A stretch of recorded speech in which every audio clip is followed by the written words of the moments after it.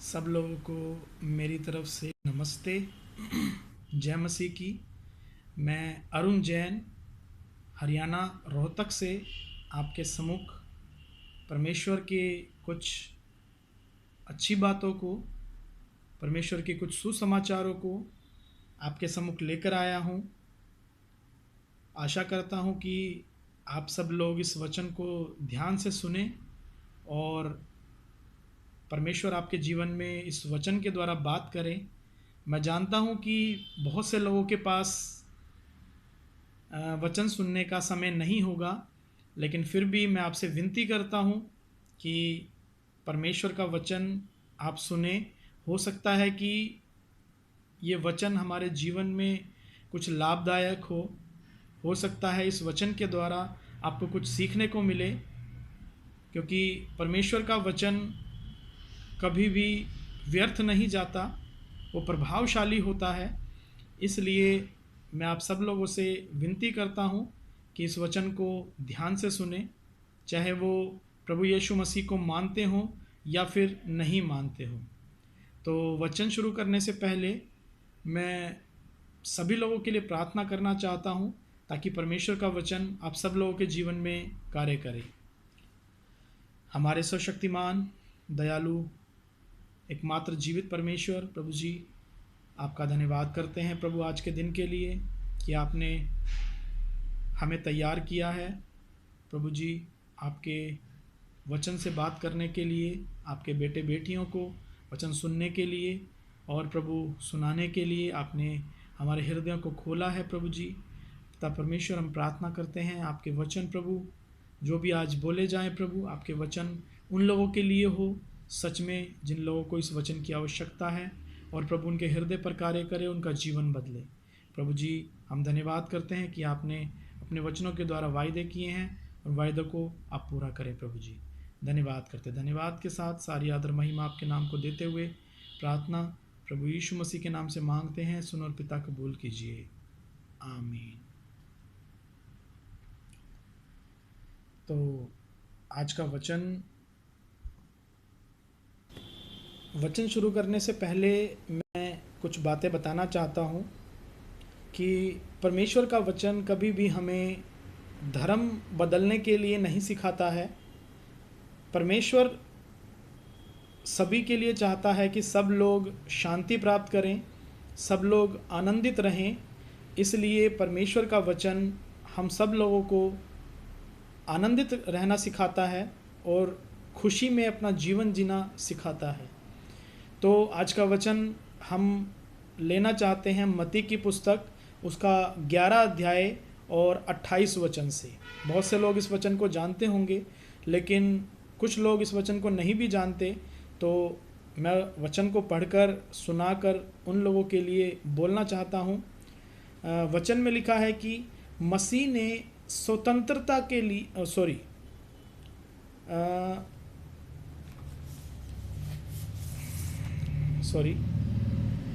हे सब परिश्रम करने वालों और बोझ से दबे हुए लोगों, मेरे पास आओ, मैं तुम्हें विश्राम दूंगा। अभी ये वचन प्रभु यीशु मसीह के द्वारा लोगों को दिया गया है। यहाँ पर लिखा है कि हे सब परिश्रम करने वालों और बोझ से दबे हुए लोगों। परिश्रम करने वालों के लिए और बोझ से दबे हुए लोगों के लिए ये वचन है। जिस प्रकार हम उत्पत्ति की पुस्तक के अंदर पढ़ते हैं कि परमेश्वर ने हमें परिश्रम करने के लिए बताया है, क्योंकि परिश्रम करे बिना इस संसार में हम कुछ भी प्राप्त नहीं कर सकते। और परमेश्वर का वचन भी है कि हमें अपने खून पसीने की मेहनत की रोटी को खाना है। तो परमेश्वर का वचन हमें सिखाता है कि हमें हमेशा परिश्रम करते रहना है, क्योंकि सबूपदेशक की पुस्तक के अंदर परमेश्वर ने कहा है कि परमेश्वर ने मनुष्य को ऐसा काम दिया है कि वो सारी उम्र उसमें लगा रहता है। हम देखें कि बचपन से लेकर बुढ़ापे तक एक मनुष्य कितना परिश्रम करता है, जीने के लिए परिश्रम करता है और अपने जीवन में पैसा कमाने के लिए परिश्रम करता है, फिर अपने जीवन में आगे अपनी पीढ़ी को बढ़ाने के लिए परिश्रम करता है और अपने घर को चलाने के लिए परिश्रम करता है। बहुत सारे परिश्रम परमेश्वर ने मनुष्य के लिए ठहराए हैं, वो पूरी अपनी जीवन भर लगा रहता है। वो इसलिए है क्योंकि अगर मनुष्य परिश्रम नहीं करेगा तो उसका शरीर जो है वो खराब हो जाएगा। हम जानते हैं कि अगर हम किसी भी चीज़ को, अपने किसी भी अंग को अगर हम नहीं चलाएंगे तो वो एक दिन काम नहीं करेगा। आप अगर एक दिन अपने हाथ को या अपने पैर को एक ही जगह पर रखे रहेंगे, बिल्कुल भी उसको हिलाएंगे नहीं, बिल्कुल भी उसको मूवमेंट नहीं करेंगे, तो वो क्या हो जाएगा? खराब हो जाएगा। उसके अंदर स्वेलिंग आने लग जाएगी। वो आपका उस तरह से काम नहीं कर पाएगा जिस तरह से पहले काम करता था। इसलिए अपने शरीर को सही रखने के लिए हमें परिश्रम करना बहुत ज़रूरी है। लेकिन यहाँ पर प्रश्न ये है कि परमेश्वर ने बताया कि हे सब परिश्रम करने वालों और बोझ से दबे हुए लोगों। अभी ये बोझ क्या है? परमेश्वर ने बताया कि एक तो हम जीवन जीने के लिए परिश्रम कर रहे हैं, वो परिश्रम दूसरा है, और एक बोझ हमारे जीवन में है। वो बोझ कौन सा है? आज हम देख रहे हैं हमारे जीवन में कितनी टेंशन है, कितनी परेशानियां हैं, कितने दुख हैं, और उन दुखों के लिए हम बहुत सारा परिश्रम भी करते हैं। और हम इस परेशानी को देखते हैं और इस बोझ को अगर हम देखते हैं तो इससे अलग हमें एक बोझ और दिखाई देता है, वो पूरे संसार में है। वो है रिलीजियन का बोझ। इस संसार के अंदर हम देखते हैं बहुत सारे रिलीजियन हैं, हिंदू, मुस्लिम, सिख, ईसाई, जैन, पारसी, बहुत सारे रिलीजन है। और इन रिलीजनों की वजह से हमारे जीवन में बोझ बढ़ता जा रहा है, क्योंकि रिलीजन जो है वो हमें एक दूसरे का दुश्मन बनाता है। रिलीजन जो है वो हमारे जीवन में बोझ हमारे जीवन में डालता है और हमें बाउंड करता है। क्योंकि कई लोग, हम देखते हैं कि बहुत से लोग बताते हैं कि हम लोग जीवन में बहुत परेशान हैं। यहाँ पर एक वचन मैं पढ़ना चाहूँगा, गलातियों की पुस्तक 5 अध्याय उसका 1 वचन के अंदर लिखा है, मसीह ने स्वतंत्रता के लिए हमें स्वतंत्र किया है। आज हर कोई व्यक्ति स्वतंत्र होना चाहता है, हर कोई व्यक्ति उस बोझ से हटना चाहता है, वो अपने उस बोझ को अपने जीवन से हटाना चाहता है, अपना जीवन स्वतंत्रता में जीना चाहता है।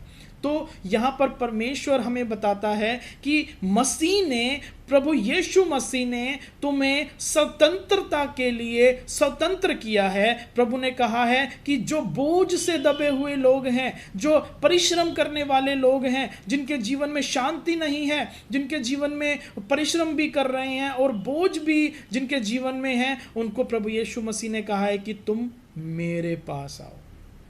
एक वचन अगर हम पढ़ेंगे तो वहां पर लिखा है, यशायाह की पुस्तक उसका 55 अध्याय उसका 1 वचन के अंदर लिखा है, हो सब प्यासे लोगों पानी के पास आओ, और जिनके पास रुपया ना हो तुम भी आकर मोल लो और खाओ। कितनी इंटरेस्टिंग बात है। यहाँ पर परमेश्वर हमें क्या बता रहा है? हे सब प्यासे लोगों।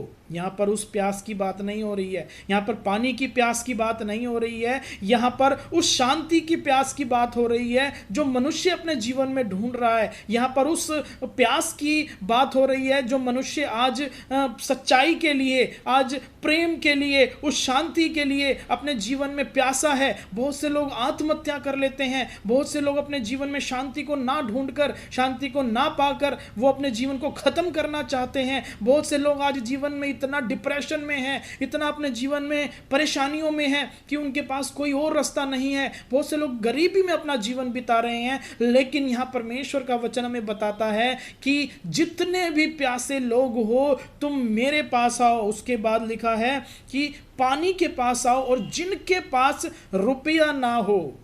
सबसे मुख्य बात क्या है? सबसे मुख्य बात यही है, जिन लोगों के पास पैसा नहीं है। आज अगर हमारे जीवन में कोई परेशानी आती है, हम पंडितों के पास जाते हैं, हम ज्योतिषियों के पास जाते हैं, हम तांत्रिकों के पास जाते हैं, हम टोना टोटका करने वालों के पास जाते हैं, तो सबसे पहले वो यही कहते हैं कि आपकी प्रॉब्लम सोल्व तो हो जाएगी, लेकिन इसके लिए कुछ पैसा लगेगा। इसके लिए 1,000 रुपया लगेंगे, 5,000 रुपया लगेंगे, 10,000 रुपया लगेंगे, लेकिन कोई भी ये नहीं कहता कि ये काम आपका मुफ्त में हो जाएगा।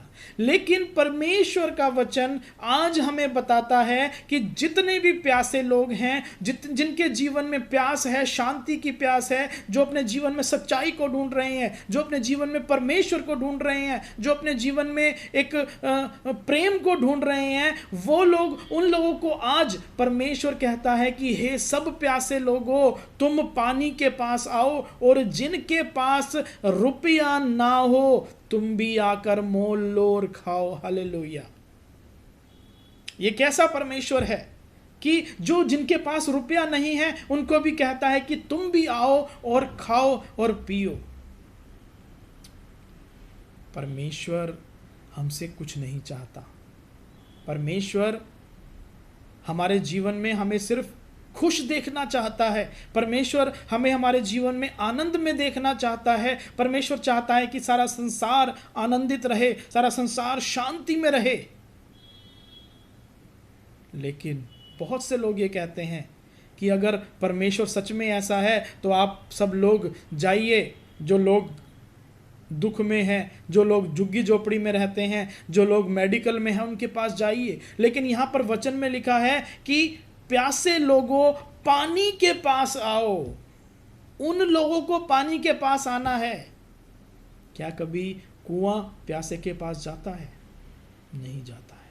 लेकिन परमेश्वर का वचन कहता है कि उसने हमें चुना है, हमने उसे नहीं चुना है।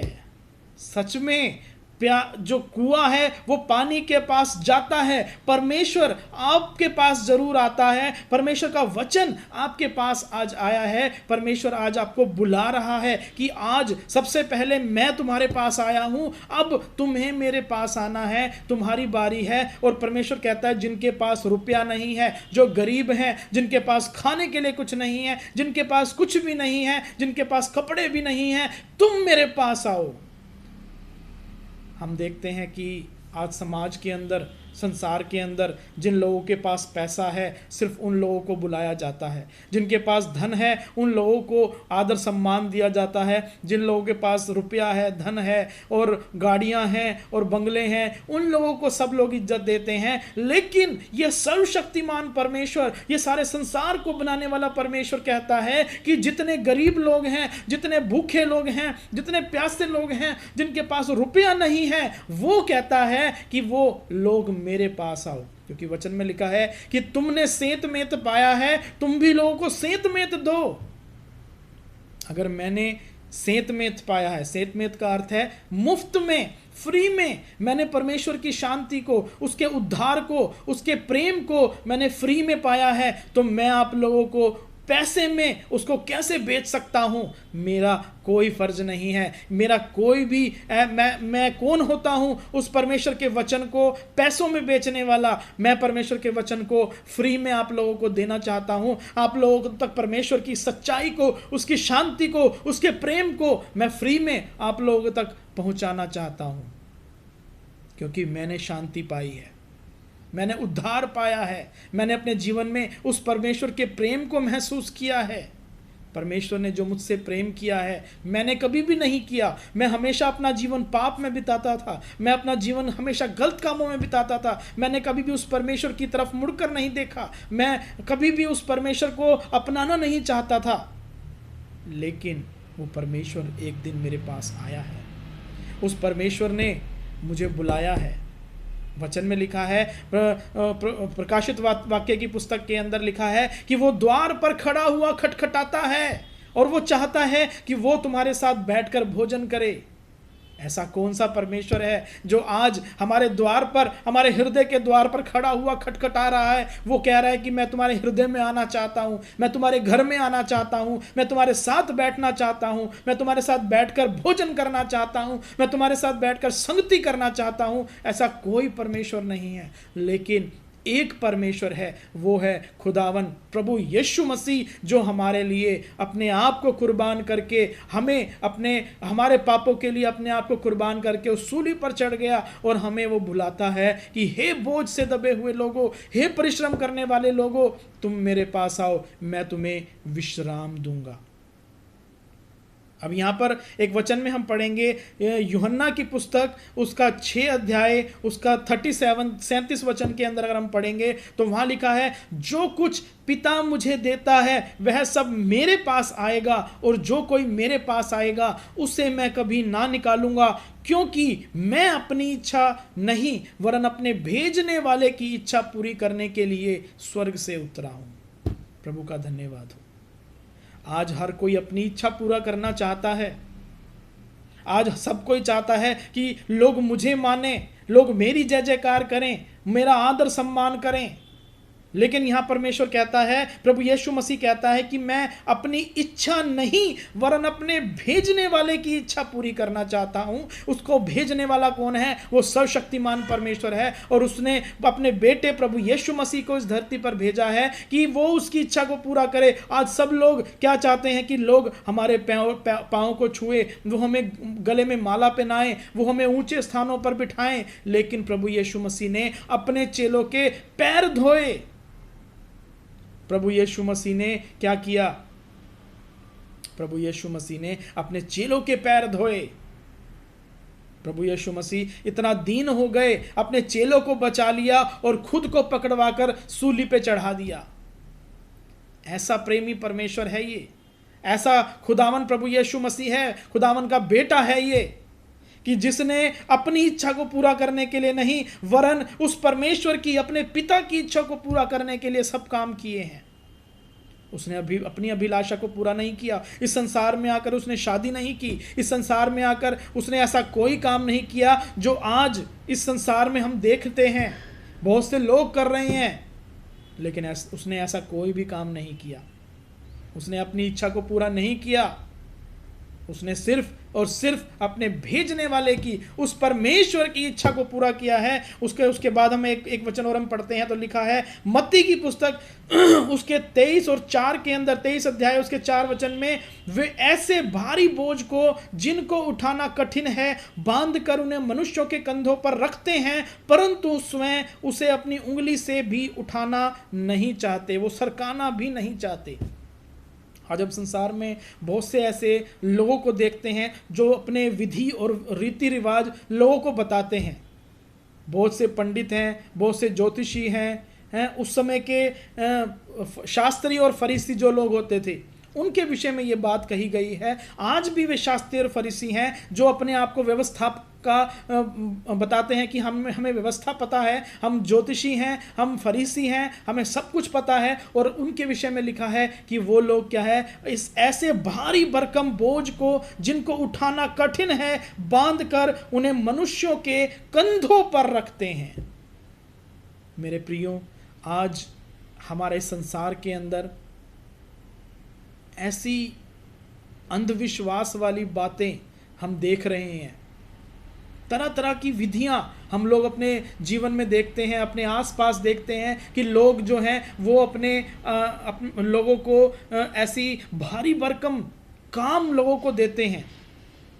हम देखते हैं कि जैसे लोग कहते हैं सोमवार को ये करना है, मंगलवार को ये करना है, बुधवार को ये करना है, वीरवार को, शुक्रवार को, शनिवार को, हर दिन के लिए एक बोझ उनके कंधों पर रख दिया गया है कि आज तुम्हें ऐसा करना है, आज तुम्हें ऐसा करना है, आज इसको ये करना है, आज इसको खाना खिलाना है। आज सारे पूरे संसार के अंदर लोगों ने, जो पंडित लोग हैं, जो बड़े बड़े व्यवस्थापक लोग हैं, जो बड़े बड़े ज्योतिषी लोग हैं, तांत्रिक लोग हैं, उन्होंने इतना भारी बोझ उठाकर मनुष्यों के कंधों पर रख दिया है कि जिन्हें उठाना बहुत कठिन है। वो खुद नहीं करते लेकिन लोगों से करवाते हैं। उन लोगों के विषय में परमेश्वर कहता है कि हे बोझ से दबे हुए लोगों, हे परिश्रम करने वाले लोगों, तुम मेरे पास आओ। क्योंकि लिखा है मसीह ने स्वतंत्रता के लिए स्वतंत्र किया है, उसने हमें स्वतंत्र किया है, उसने हमें इन व्यवस्थाओं से सबसे दूर कर दिया है। वो परमेश्वर नहीं चाहता कि हम इन व्यवस्थाओं में पड़े, वो नहीं चाहता कि हम ऐसे भारी भरकम बोझ को उठाएं। और ये सब करने के बाद भी जीवन में इतनी सारी मुश्किलें, इतने सारे दुख क्यों आते हैं? कोई नहीं जानता इन बातों को, कोई सोचना भी नहीं चाहता, कोई विचार करना भी नहीं चाहता इन बातों के ऊपर। लेकिन आज परमेश्वर का वचन आप लोगों को बुला रहा है कि हे बोझ से दबे हुए लोगों, मेरे पास आओ, मैं तुमको विश्राम दूंगा। दो तीन वचन और पढ़ के मैं समाप्त करना चाहता हूं। एक वचन और हम निकालेंगे, मीका की पुस्तक, पुराने नियम में मीका की पुस्तक, उसका 6 अध्याय, मीका 6। सॉरी, मैंने इस वचन को लिखा नहीं है, इसलिए मैं बाइबल से निकाल रहा हूँ। बाकी वचनों को मैंने लिख लिया था। मीका की पुस्तक, उसका 6 अध्याय, उसका 6 से 8 तक हम पढ़ेंगे। लिखा है, मैं क्या लेकर यहोवा के सम्मुख आऊं और ऊपर रहने वाले परमेश्वर के सामने झुकूं? क्या मैं होम बलि के लिए 1-1 वर्ष के बछड़े लेकर उसके सम्मुख आऊं? क्या यहोवा हजारों मेढ़ों से या तेल की लाखों नदियों से प्रसन्न होगा? क्या मैं अपने अपराध के प्रायश्चित में अपने पहलौठों को या अपने पाप के बदले में अपने जन्माए हुए किसी को दूं? हे मनुष्य, वह तुझे बता चुका है कि अच्छा क्या है, और यहोवा तुझसे इसे छोड़ और क्या चाहता है कि तू न्याय से काम करे और कृपा से प्रीति रखे और अपने परमेश्वर के साथ नम्रता से चले। प्रभु का धन्यवाद हो। इस वचन के अंदर सब कुछ बता दिया गया है कि परमेश्वर जो ऊपर रहने वाला परमेश्वर है, हम कहाँ रहते हैं? हम नीचे रहते हैं, लेकिन वो परमेश्वर ऊपर रहता है। कि वो कहता है कि मैं क्या लेकर जाऊं उस परमेश्वर के पास? क्या परमेश्वर जो है वो बछड़ों से खुश होता है? क्या परमेश्वर मेढ़ों से खुश होता है? क्या परमेश्वर फूलों से खुश होता है? क्या धूप अगरबत्ती से खुश होता है? या लिखा है कि तेल की लाखों नदियों से खुश होता है? मैं क्या लेकर उसके सम्मुख जाऊं? यहां लिखा है कि क्या मैं अपने अपराध के प्रायश्चित के बदले, हम उस परमेश्वर को खुश करना क्यों चाहते हैं? हम भगवान को खुश करना क्यों चाहते हैं? क्योंकि हमारे जीवन में गलतियां होती हैं, हमारे जीवन में बहुत सारे पाप होते हैं, और हम उस पाप के प्रायश्चित में उस परमेश्वर को कुछ कुछ चढ़ाकर हम खुश करना चाहते हैं। कभी हम उसको फल फ्रूट चढ़ा के, कभी हम धूप अगरबत्ती जलाकर, हम जोत जलाकर, हम तरह तरह के कामों से, हम सोना चांदी चढ़ाकर और तरह तरह की चीज़ों को चढ़ाकर हम उसको खुश करना चाहते हैं। मैं एक बात पूछना चाहता हूं आप लोगों से कि ये संसार की जो चीज़ें जो हम उसको चढ़ा रहे हैं, ये जो फल फ्रूट, ये फूल, ये पैसा, ये धन दौलत, ये सोना चांदी, ये हम उसको चढ़ा रहे हैं, क्या ये सब उसने नहीं बनाया है? क्या पेड़ पौधे उसके नहीं हैं? नहीं, परमेश्वर ये सब नहीं चाहता। अपितु परमेश्वर क्या चाहता है कि हे मनुष्य, वह तुझे बता चुका है कि अच्छा क्या है, और यहोवा तुझसे इसे छोड़ और क्या चाहता है कि तू न्याय से काम करे। ध्यान से सुनिए कि परमेश्वर क्या चाहता है। परमेश्वर ये नहीं चाहता कि आप उसके मंदिर में जाकर आप धन चढ़ाएं या फूल चढ़ाएं या फल चढ़ाएं या सोना चांदी चढ़ाएं। वो परमेश्वर नहीं चाहता है। वो परमेश्वर चाहता है कि तू न्याय से काम करे और कृपा से प्रीति रखे और अपने परमेश्वर के साथ नम्रता से चले। परमेश्वर आज हम लोगों से क्या चाहता है कि हम अपने जीवन में सच्ची चाल चले, हम अपने जीवन में सच्चाई के साथ चले, हम अपने जीवन में पवित्रता के साथ चलें, हम नम्रता से चले। यहाँ लिखा है कि तू न्याय से काम करे। हमें न्याय करना सीखना है, हमें गलत काम करना छोड़ना है। परमेश्वर हमारे जीवन में यही चाहता है। और हम परमेश्वर ये नहीं चाहता कि मैं गलत काम करूं, उसके प्रायश्चित के बदले में मैं उसको कुछ चढ़ा दूं। क्या हो गया काम? नहीं, परमेश्वर चाहता है कि हम न्याय से काम करें, कृपा से प्रीति रखें।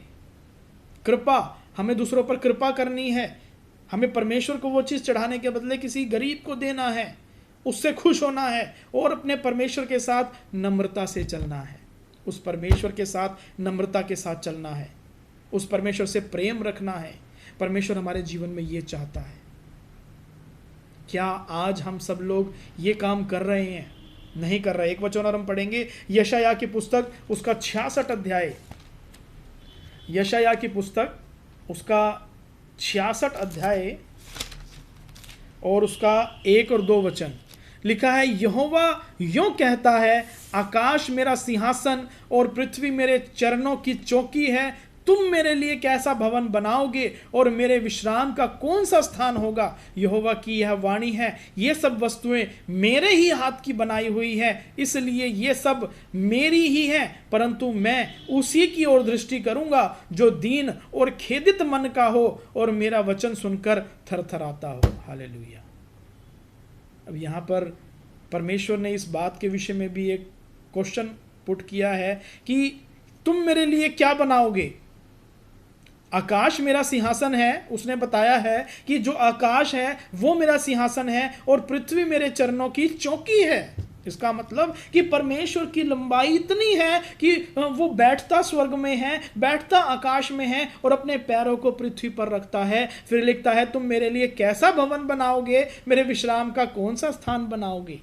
क्या इतना बड़ा मंदिर, इतना बड़ा विश्राम स्थान उसके लिए हम बना सकते हैं? क्या उसके लिए हम इतना बड़ा भवन बना सकते हैं कि जो बैठ भी जाए और उसके पैर भी आ जाएं उसमें?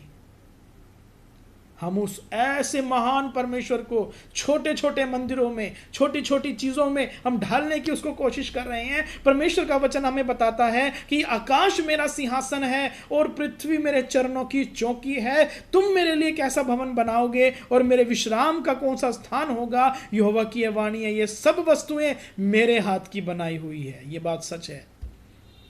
ये जो हम भवन बनाते हैं, जितने भी हम घर बनाते हैं, मंदिर बनाते हैं, मस्जिद बनाते हैं, गुरुद्वारे, गिरजाघर सब बनाते हैं, ये किस चीज़ से बनते हैं? ईंटों से, सीमेंट से, रेती से। ये सब किस चीज़ से बनती हैं? ये सब भी इस संसार से ली हुई चीज़ों से ही तो बनती हैं।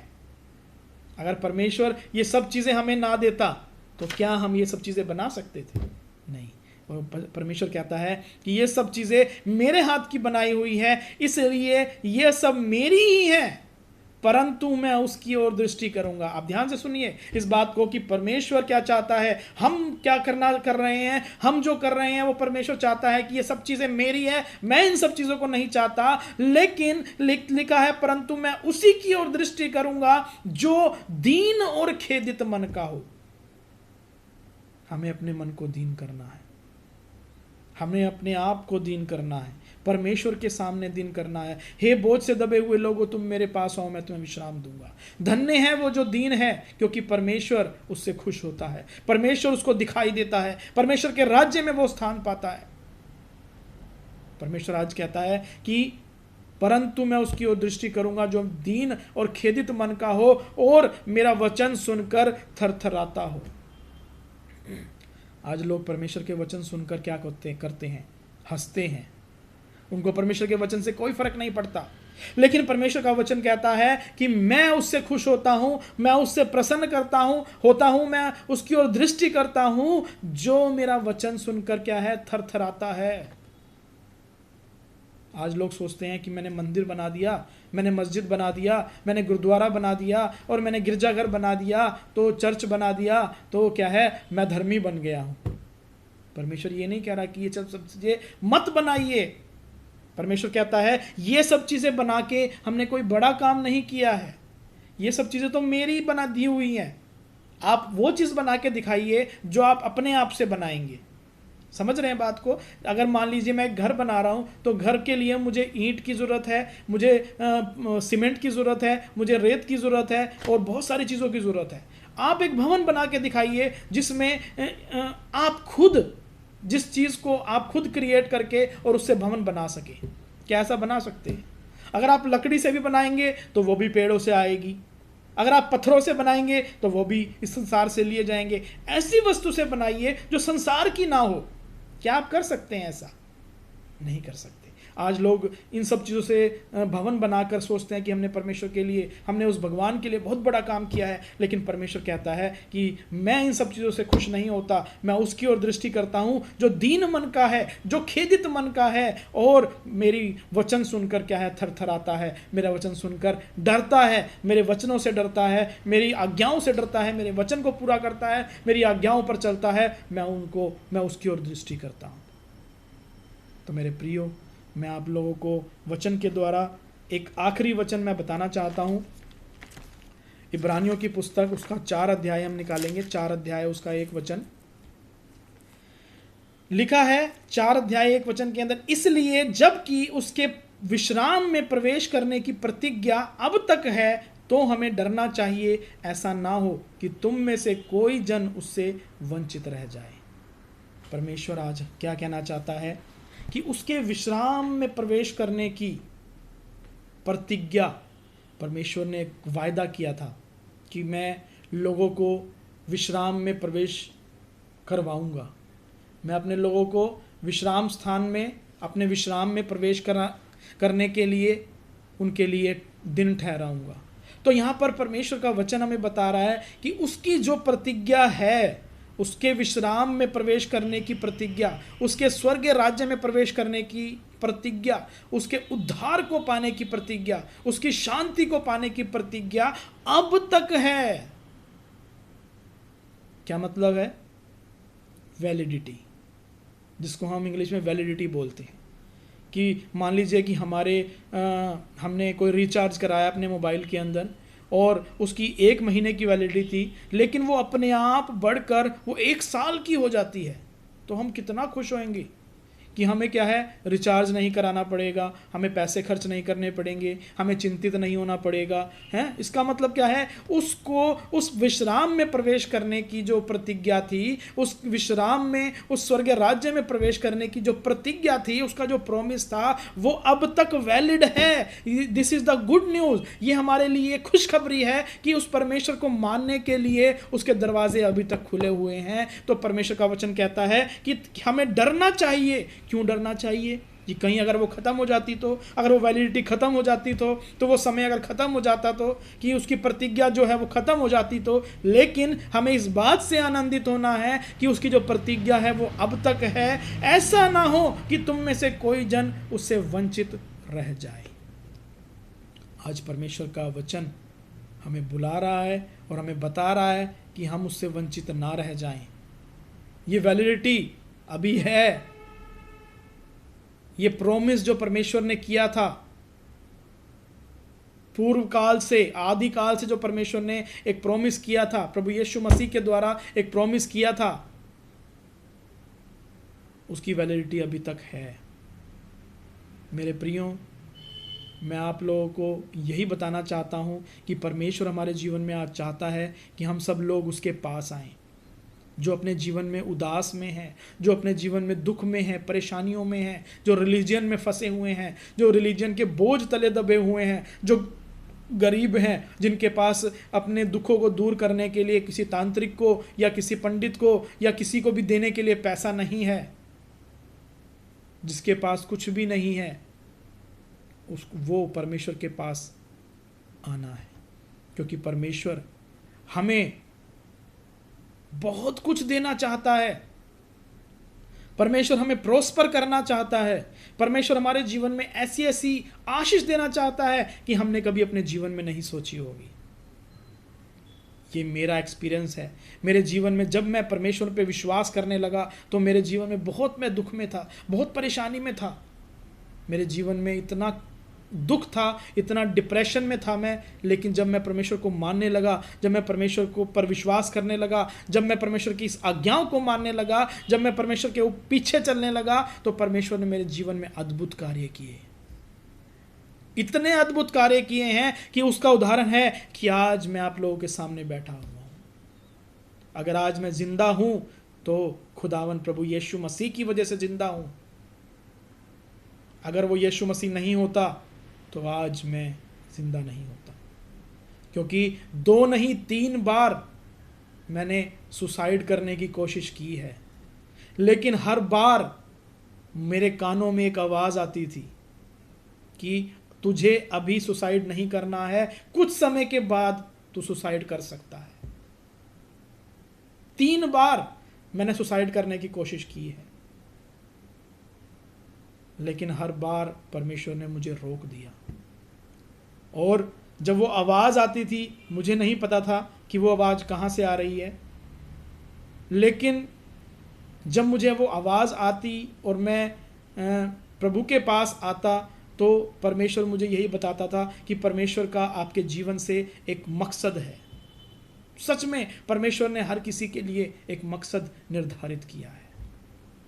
मेरे प्रियो, मेरे भाइयों, मेरी बहनों, आप चाहे जो भी हैं, जिस भी जगह पर हैं, पूरे संसार में, पूरे वर्ल्ड में आप कहीं पर भी हैं, परमेश्वर हमारे साथ है। ऐसा नहीं है कि ये परमेश्वर जो है वो अंग्रेज़ों का है, ये परमेश्वर जो है वो इज़राइलियों का है, ये परमेश्वर यहूदियों का है। नहीं, अगर ऐसा होता तो आज मेरा जीवन सुरक्षित नहीं होता। अगर ऐसा होता तो मैं एक जो जैन हूं, मैं प्रभु यीशु मसीह को कभी स्वीकार नहीं करता, मेरे जीवन में कभी मुझे शांति नहीं मिलती।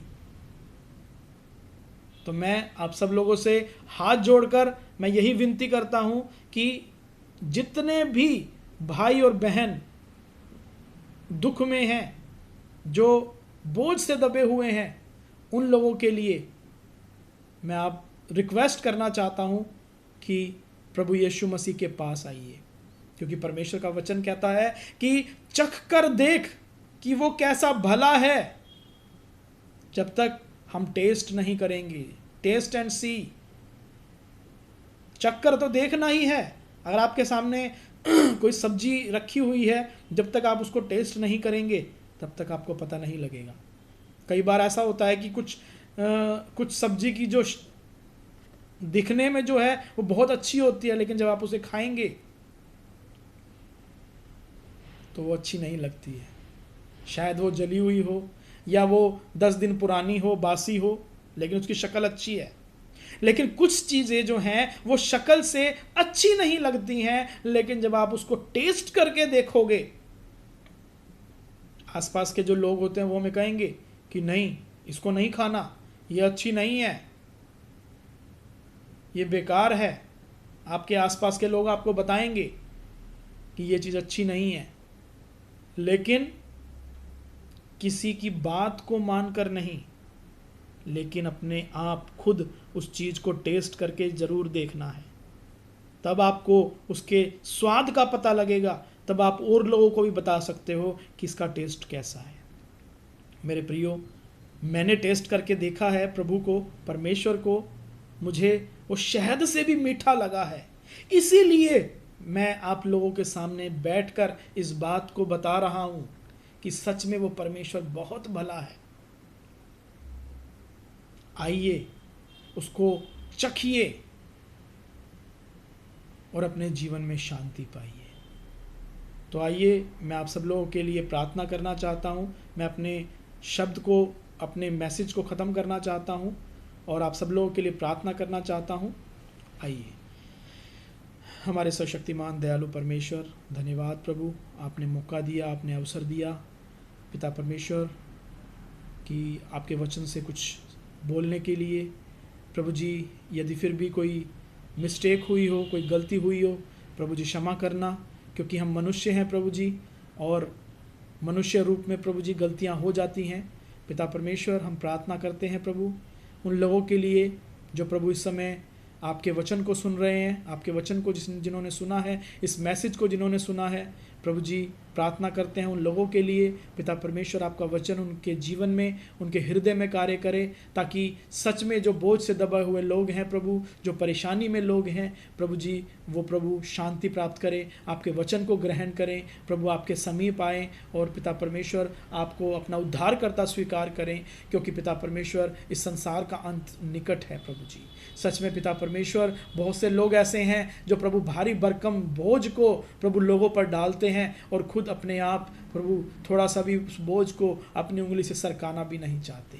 प्रभु जी धन्यवाद करते हैं प्रभु जी, लोगों के हृदय को खोल प्रभु, अपने वचन के निमित्त, अपनी आज्ञाओं के निमित्त लोग आपसे प्रेम करें और प्रभु आपके उस प्रेम को समझे, आपके उस बलिदान को समझे जो आपने कलवरी के क्रूस पर दिया। प्रभु जी, आपने हम जैसे पापियों के खातिर प्रभु अपने आप को क्रूस पर दे दिया, और प्रभु जी जिस प्रकार भेड़ी ऊन कतरते समय चुपचाप रहती है, वैसे ही आप भी प्रभु उस समय चुपचाप रहे, क्योंकि यदि आप प्रभु जी चुपचाप नहीं रहते, यदि आप अपने आप को क्रूस पर से उतार लाते तो शायद आज हम लोग नहीं बचाए जाते। और वो व्यवस्था जो प्रभु पापियों के लिए थी, क्रूस पर चढ़ाना, वो आज भी वैसे ही बनी रहती। प्रभु जी इसलिए हम धन्यवाद करते हैं आपके उस बलिदान के लिए। प्रभु जी जितने भी लोग इस वीडियो को देख रहे हैं, इस मैसेज को सुन रहे हैं, प्रभु जी उनके लिए प्रार्थना करते हैं, उनके परिवारों के लिए प्रार्थना करते हैं। प्रभु उनके परिवारों में आप आशीष दें, उनके हृदय में कार्य करें, ताकि वो अपने जीवन को बदलकर आपके सम्मुख उपस्थित हो सके। प्रभु जी धन्यवाद करते हैं। धन्यवाद के साथ सारी आदर महिमा आपके नाम को देते हुए ये सारी प्रार्थना हमारे उद्धारकर्ता खुदावन प्रभु यीशु मसीह के नाम से मांगते हैं। सुनो और पिता कबूल कीजिए, आमीन। आप सब लोगों का मैं धन्यवाद करता हूं जिन्होंने इस वीडियो को देखा है। प्रभु आप सबको इस वीडियो के द्वारा ढेर सारी आशीषें दे। और मैंने जो आपको वचन से आज बताया है, हो सकता है मेरे मुंह से कुछ गलत भी निकला हो, तो आप उस चीज़ को, अगर आपको कुछ बुरा भी लगा है तो उस चीज़ के लिए मुझे क्षमा कर दीजिएगा, क्योंकि परमेश्वर का जो वचन है मैंने वही चीज़ आप लोगों को बताई है। और यदि आप लोगों में से कोई भी परमेश्वर के वचन को और जानना चाहता है तो मेरा नंबर आप नोट कर लीजिए, आप मुझे कांटेक्ट कर सकते हैं। या आपके नज़दीक आपका कोई भाई या कोई आपकी बहन जो मसीह को जानते हैं, आप उनके पास भी जा सकते हैं, ताकि आप परमेश्वर के वचन को और अधिक सीखकर, उसको और अधिक जानकर परमेश्वर से आशीष प्राप्त कर सके।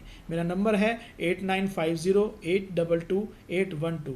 परमेश्वर आप सब लोगों को आशीष दे, आमीन।